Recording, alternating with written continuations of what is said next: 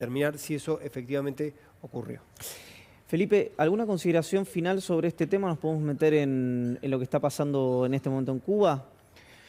Con respecto a este tema, me interesa decir que no hay que confundirse, porque alguien puede intentar pasar gato por liebre, en el material que llevaron los gendarmes que iban a darle seguridad o protección a la embajada y a la residencia del embajador en Bolivia, el material propio para tener en la embajada, con el material del que estamos hablando, que lo recibieron la Fuerza Aérea y la Policía.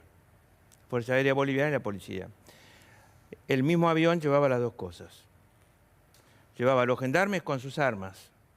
Lo que no sé es si eso estaba, la verdad que no lo recuerdo, pero si eso estaba autorizado o no. Me refiero a aquello que está blanqueado por el gobierno de Macri y que se sabía que ocurría y que ocurrió y que tenía cierta lógica, como dije, que es la presencia, el viaje de 8, 9, no sé cuántos gendarmes fueron, con sus armas, y sus balas, y lo que fuera, no 70.000.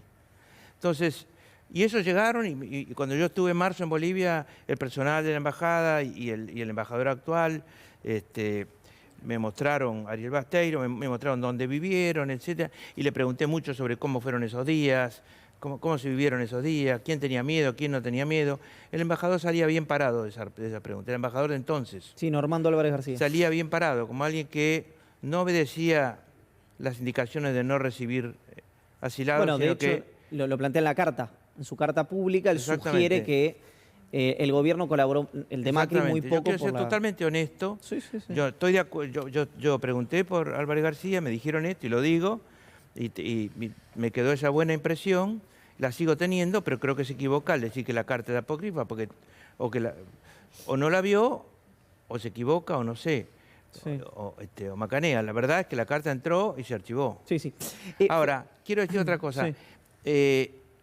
Estaba el material que llevó la Gendarmería para sí, no para la Fuerza Aérea Boliviana ni para la Policía, sino para sí. Estaba denunciado, tenía permiso del Congreso, no lo sé. Existe una excepción para ese tipo de casos, es decir, que no se trata de entregarle a otro país, sino que es armas para gente del propio país y con un objetivo oficial. No lo sé, pero lo vamos a saber. Que no nos confundan. ¿Había armas en ese avión? Sí. Las armas que tenía que haber, sí. Y había otras. Había otros cajones. Y esto está corroborado por el ministro Rossi. ¿Puedo preguntar algo yo? Sí, adelante, Gaby, por supuesto. Solá, ¿le parece verosímil esta carta o esta nota que la Gendarmería maneja de forma interna diciendo que las utilizaron como parte del entrenamiento?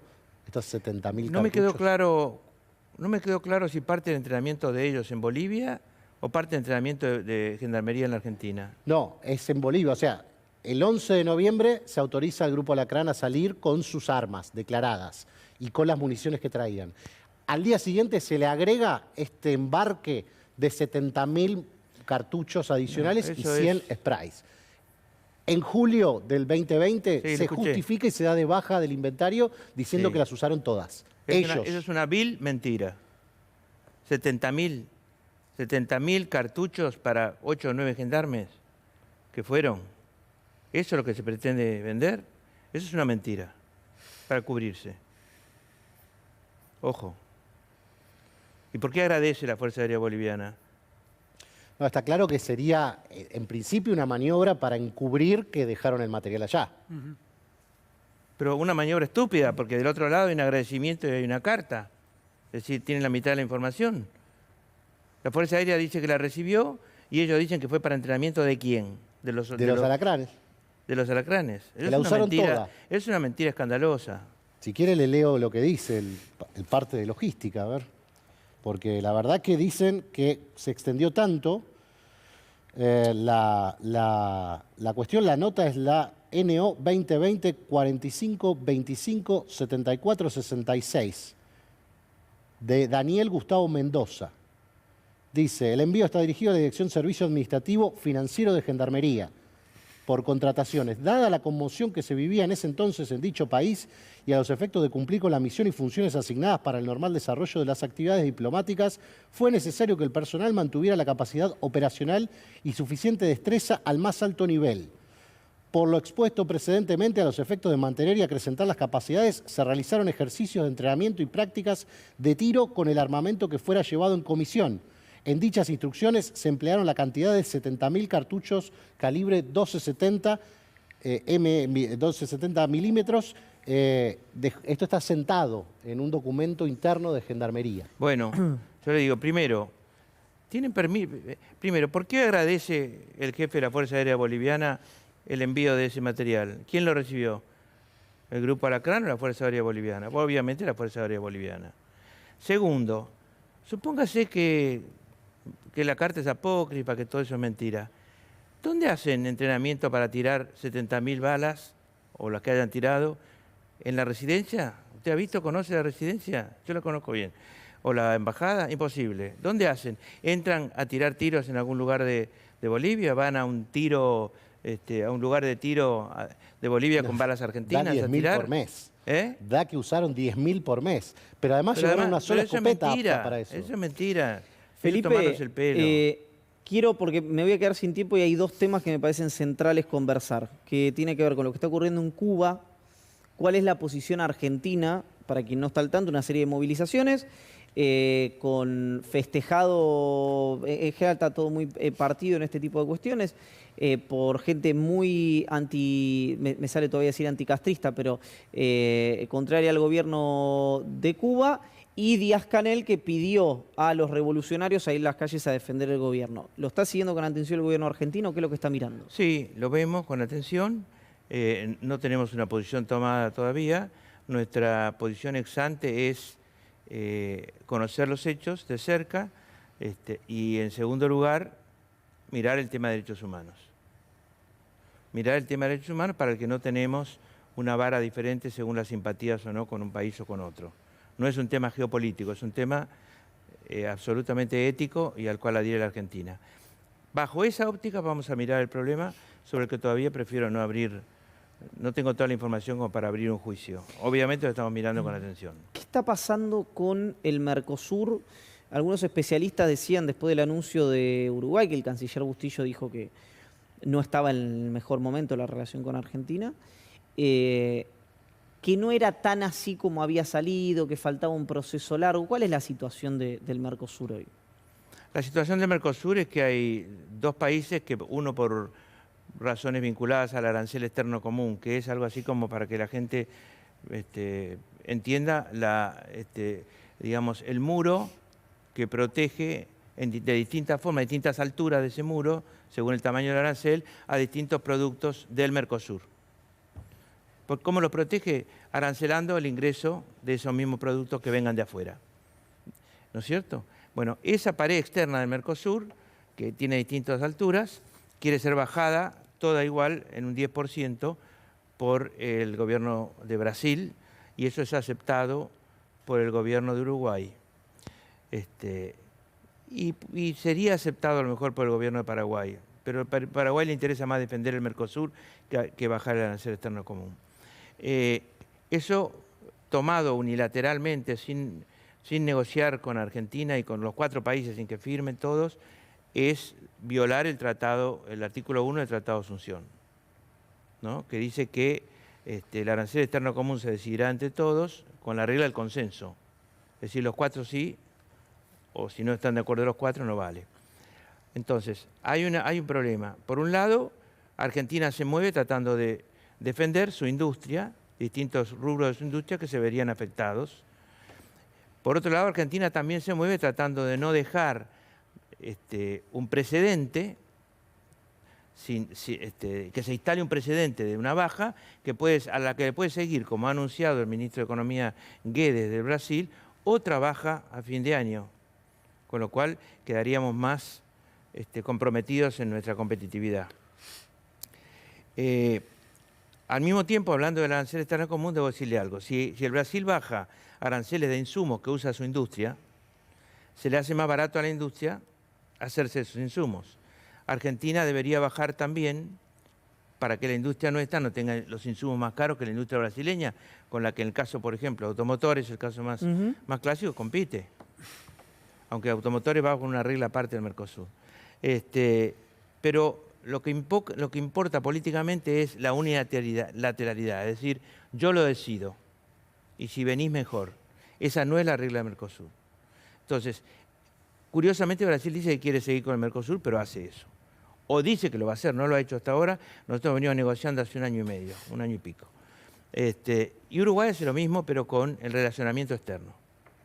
Dice, me voy a relacionar con quien quiera solo. Si me quieren acompañar, mejor.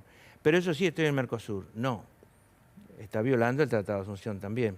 Por lo tanto, hay una tensión en el Mercosur.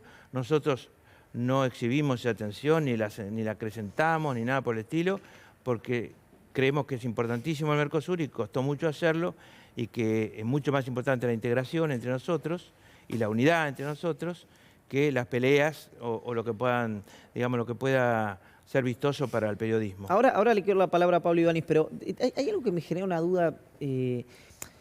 ¿Por qué da la sensación que nunca Argentina termina de tener una relación, y que recuerdo, bueno, de momentos, por supuesto, de conflictos muy álgidos, pero no recuerdo un momento de que la relación sea tan mala entre ambos países? Estoy hablando de Argentina con Uruguay, teniendo una persona que además, quien se encarga de la política exterior de Uruguay, es amigo personal del presidente argentino. Es decir, había hasta un incentivo personal para que la relación fluyera de una manera más decorosa. ¿Qué es lo que ocurre? Es difícil saber por qué ocurren las cosas. Yo creo que buena parte de la política exterior se debe a cuestiones de política interna en muchísimos países del mundo, desde Estados Unidos a Rusia o China o la Argentina y Uruguay. Me parecería rentable políticamente para Uruguay tener una actitud con tendencia a la hostilidad hacia la Argentina. No ahora, sino desde hace un tiempo, desde que el presidente Lacalle está en ejercicio. No sabemos bien por qué, pero eso ha sido así. Y hay varias muestras de eso. Y lo he hablado con su canciller varias veces. No tiene nada que ver la amistad personal del canciller con el presidente Fernández, porque el canciller recibe órdenes del presidente. Con respecto a Brasil, con Brasil en la época de la presidenta Cristina Fernández y aún en la época de Néstor Kirchner, había diferencias en el Mercosur, diferencias en planteo económico, diferencias en que el volumen del Mercosur para Brasil es mucho menor que el volumen del Mercosur para la Argentina, con importancia, etc. Sin embargo, la resolución de todas esas diferencias ha sido siempre, y lo es siempre en el mundo, de tipo político. Es política la solución. El arreglo es la voluntad del arreglo es una voluntad política, ¿no es cierto? Después hay trasfondo económico, presiones, etc., pero ¿hay una voluntad política de arreglar o no la hay? Pablo. Sí, tiene que ver con el Mercosur. Leía la semana pasada un informe de Cancillería, del Centro Económico de Relaciones Económicas, justamente sobre el costo, eventualmente, las distintas opciones de bajar aranceles en el Mercosur. En todos los escenarios sobre la mesa había una pérdida de Producto Bruto Interno para la Argentina, una consecuencia negativa, pero lo que uno percibía, que en todos los escenarios el gobierno argentino apostaba, incluso con su propia propuesta, perdiendo, pero a decir, bueno, sostengamos el Mercosur. Luego de esta introducción pregunto, ¿es muy difícil también imaginar la continuidad del Mercosur con un Bolsonaro que quiere otra cosa, con la calle Pou, que por más que sea política interna, manifiesta otra cosa, y con un Paraguay que uno imagina que está en una posición más cercana a Brasil o Uruguay que al Mercosur? ¿Ve, canciller, hoy actualmente, en este tiempo, en el mediano plazo, un riesgo real de que algunas medidas agrieten profundamente el Mercosur? Sí, un riesgo sí veo. Quiero aclararle que el Paraguay es un país que apuesta al Mercosur y lo va a defender, claramente. Y también veo un límite que se pone en los mismos países, porque en mayor medida Uruguay, pero también Brasil, dicen que de ninguna manera quieren abandonar el Mercosur. Por lo tanto, ellos ponen un límite también, así que el semestre que viene se verá. Nosotros tenemos la prudencia necesaria de quien quiere que algo continúe. ¿No es cierto? Si en un matrimonio dos se llevan mal y hay uno que lo dice públicamente, hay otro que calla, evidentemente el que calla o el que tiene la actitud más prudente es el que quiere que siga el matrimonio. Y nosotros queremos seguir. Ahora, no vamos a dejar de decir lo que pensamos de la manera más prudente posible. No encontramos la misma prudencia del otro lado. Pero bueno, hay mucha gente dentro del Brasil, por ejemplo, que quiere que siga el Mercosur. La Confederación Nacional de la Industria, por ejemplo, que ha firmado junto con la Unión Industrial un documento en contra de la rebaja del arancel posible, que no ha ocurrido todavía, del 10% que pretende un ministro muy ultraliberal como el ministro Guedes de Economía. Ahora, El propio Itamaraty, que siempre ha tenido potencia en Brasil como pensamiento estratégico, lugar de pensamiento estratégico y de gran formación de diplomáticos, no quiere que se rompa el Mercosur. ahora, como bien decía Canciller, por ahora han sido todas manifestaciones. ¿Qué pasa si mañana Uruguay se sienta a negociar con Corea o hace algún acuerdo, o con China o con el país que sea? ¿Qué ocurre? Vamos a marcar que está en violación del Tratado de Asunción, pero también vamos a esperar qué pasa, porque no se trata de enojarse de antemano, se trata de ver las consecuencias. Hay que ser en ese sentido pragmático porque se trata de comercio, ¿no es cierto? Las dos cosas a la vez. Marcar que eso es una violación y al mismo tiempo esperar a ver si realmente hay un tratado. Un tratado lleva muchos años. Quiero darles una noticia que me parece importante. En los primeros 5 meses del año, las exportaciones argentinas han sido las más altas comparando con todos los primeros 5 meses del año 2014 hasta ahora. Estoy hablando de plata, ¿no? Medidas en plata. Entonces alguien puede decir, los precios de los commodities. Y yo le diría, sí, las manufacturas de origen agropecuario crecieron más por el precio que por la cantidad. Crecieron en cantidad, pero crecieron más por el precio, pero crecieron en cantidad. Pero las manufacturas de origen industrial, que generalmente tienen un componente laboral mayor adentro, crecieron muchísimo más por cantidad que por precio. Un 20 y pico en cantidad y un 5 o 6% en precio, más o menos.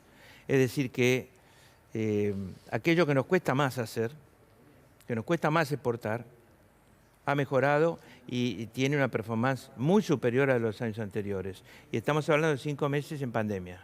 Este gobierno funcionó más o menos 88 días sin pandemia y 480 días con pandemia.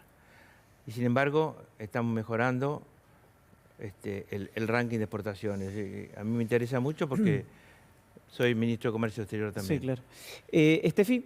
Buenas noches, ministro. Este fin de semana hubo una movilización de un sector que siempre es reactivo, en general peronismo, pero que se ha manifestado en contra del gobierno, que es distintas agrupaciones autoconvocadas del mundo agrario, vamos a ponerle así. ¿Hubo alguna presencia opositora? ¿Qué lectura hace usted política, más allá de los planteos del sector, pero qué lectura política hace de la movilización del fin de semana? El sector agropecuario argentino en este momento tiene muy buenos precios internacionales de los granos, sean de cereales o oleaginosas, y muy buenos precios, muy alta demanda de carne, precios de exportación, y altos precios internos, obviamente, de la carne, ¿no es cierto? La mayor inflación que tenemos nosotros es de alimentos, aceites, carnes, ¿no es cierto? Productos derivados de nuestra agricultura. Es decir, tiene una muy buena situación de rentabilidad. Por lo tanto, ¿qué lectura política hace? Es la pregunta, y mi lectura es esa, política. Las entidades del agro dicen representar a los productores y solo la representan cuando hay que protestar políticamente.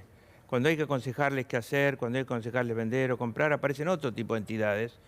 Las cadenas por producto, etcétera, las bolsas, los cerealistas, otros que están en esa gran agrupación de entidades que es el Consejo Agroindustrial Argentino, que no es el que está protestando. Las entidades del agro se parecen mucho más a partidos políticos de los productores, como hay en otros países del mundo, que a entidades gremiales.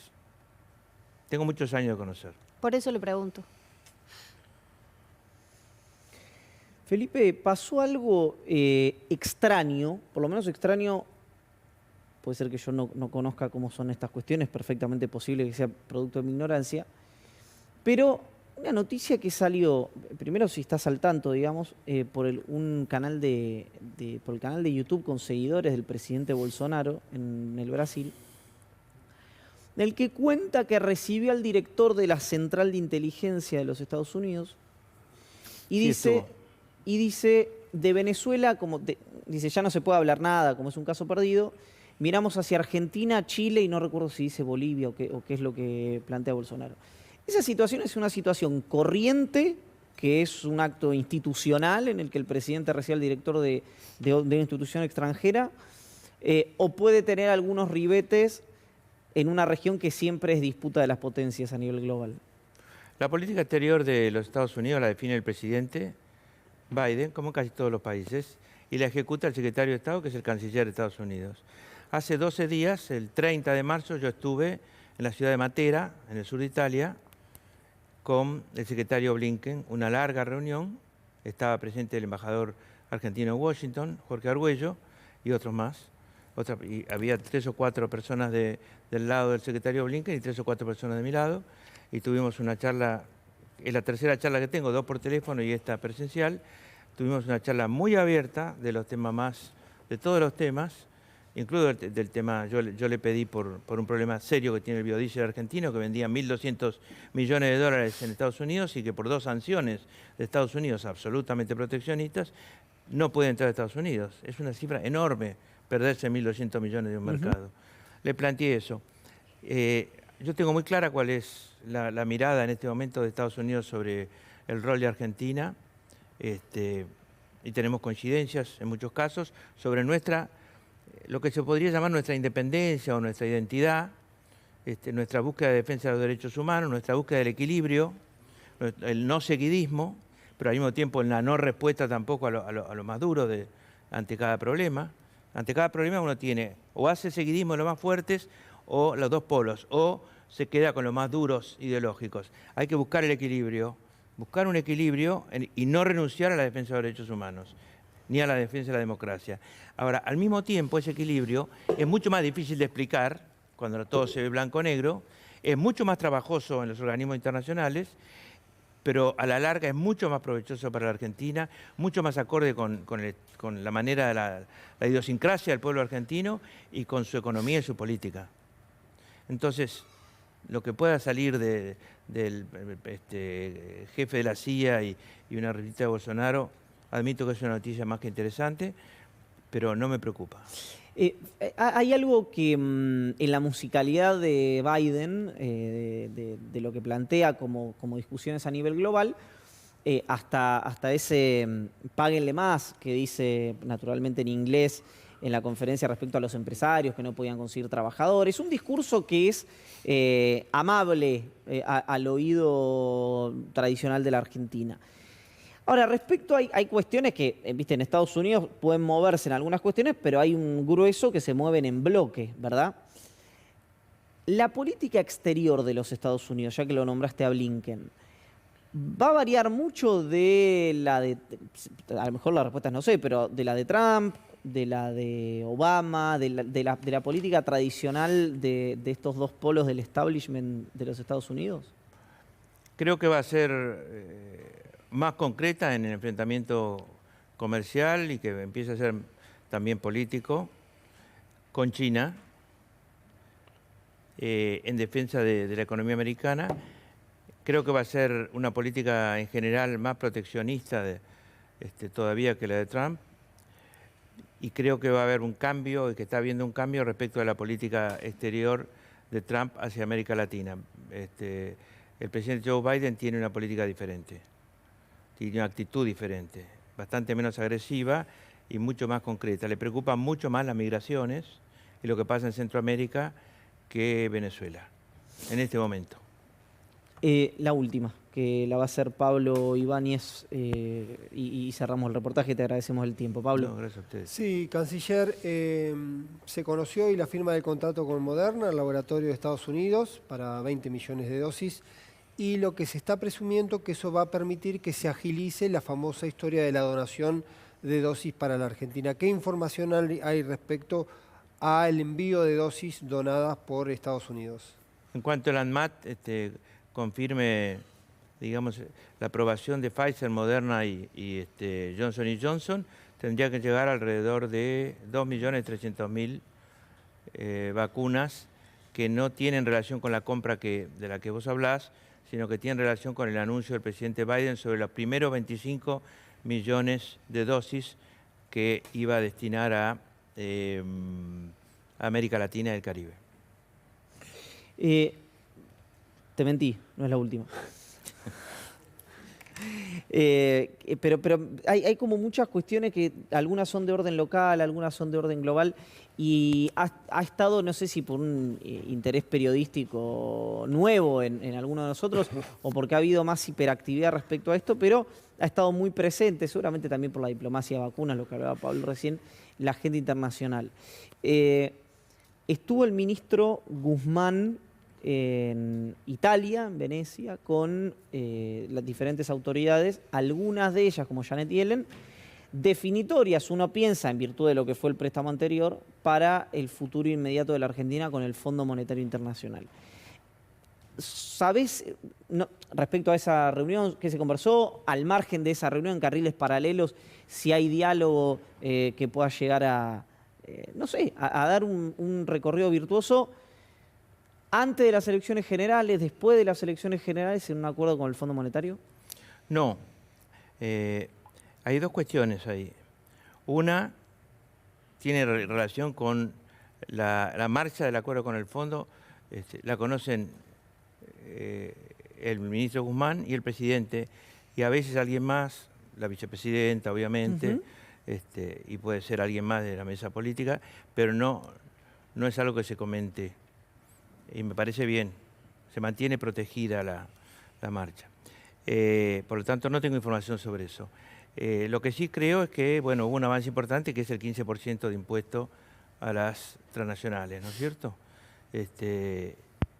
Eso habla de un inicio interesante respecto de la financiarización en el mundo, los estragos que ha producido, los desequilibrios de pobres y ricos que ha venido produciendo, y la capacidad también de ocultar ganancias, de la que habla Piketty, por ejemplo, la capacidad de ocultamiento enorme que tiene un hombre rico respecto de un hombre común, de un trabajador o de un empresario chico, de ocultamiento de sus reales movimientos, de sus reales ganancias también. Sí, sí. ¿Tengo un cachito más o no? No, sí, pero muy breve, la última. ¿Crees, cuando recién decía Estados Unidos se preocupa por los flujos migratorios, lo que uno ha hablado con representantes para América Latina, de la gestión Biden, dicen, bueno, la manera ya no es más los muros para que no entren, sino que los países de América Latina se desarrollen, creen riqueza, la pasen mejor, para que la gente no tenga estímulo para venirse a los Estados Unidos? Suena precioso. ¿Crees? Sí, creo que es más inteligente, y creo que lo que tienen que hacer es orientar muy bien la inversión que hagan. Yo he trabajado durante un año en Honduras, hace 40 años. Hay que conocer muy bien el terreno para que esa ayuda sea efectiva y asiente a la gente. Bueno, es un desafío muy grande en el que Argentina está dispuesta a ayudar, por supuesto. Argentina puede ayudar en el campo agropecuario y en el campo también de otros planes que surgen desde que han surgido. Me acuerdo que desde el año 93 existe el Plan Huertas en toda la Argentina, lo creé yo en el 93, en el INTA, y no solamente con eso, sino con una cantidad de medidas que los técnicos y los profesionales del sector agropecuario y de lo social y agropecuario a la vez manejan bien en la Argentina. Argentina puede ayudar. Gracias por haber venido y por el tiempo. Muchas gracias a ustedes. Hacemos una tanda muy pero muy cortita y ya estamos con ustedes.